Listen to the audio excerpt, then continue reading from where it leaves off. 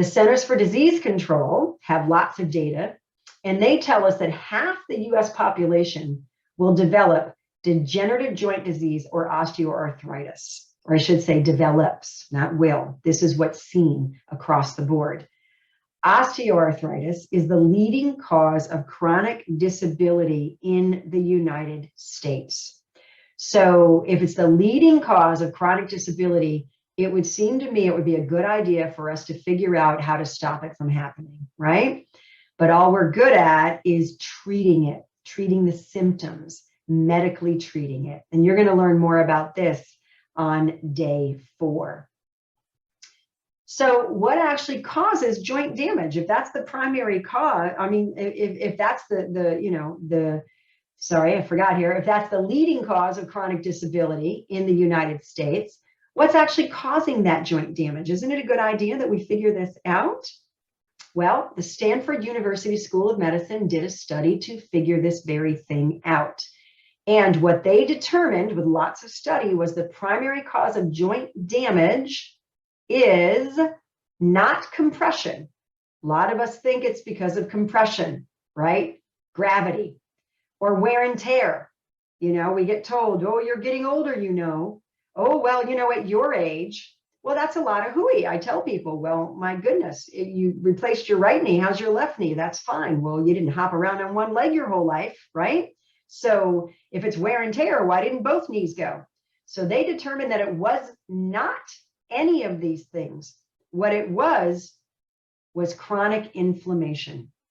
So this is your answer to number 5. The primary cause of joint damage is chronic inflammation. And so many of you might be really surprised at this. All right. So here's some common inflammatory conditions. And we, many of you may be very familiar with these. If you haven't experienced them, you have loved ones or friends who have experienced them.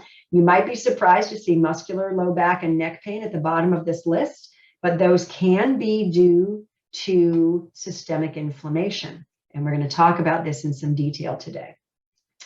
These are the common symptoms of inflammation, and none of this really surprises any of you.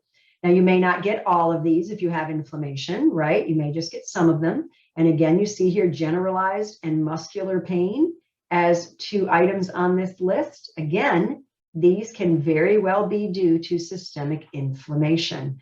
That joint stiffness, that's a true sign of osteoarthritis when you're sedentary for however long you need to be sedentary for. And when you start moving again, you're stiff.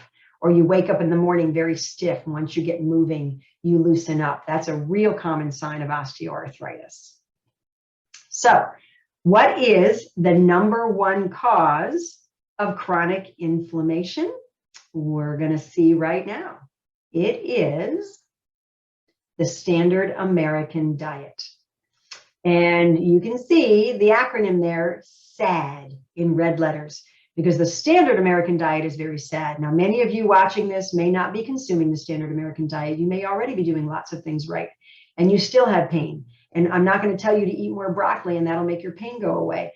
But there are many people watching this who are consuming a standard American diet, or they're consuming what they believe to be a healthy diet based on what they've read or heard or been told. And they may be misinformed.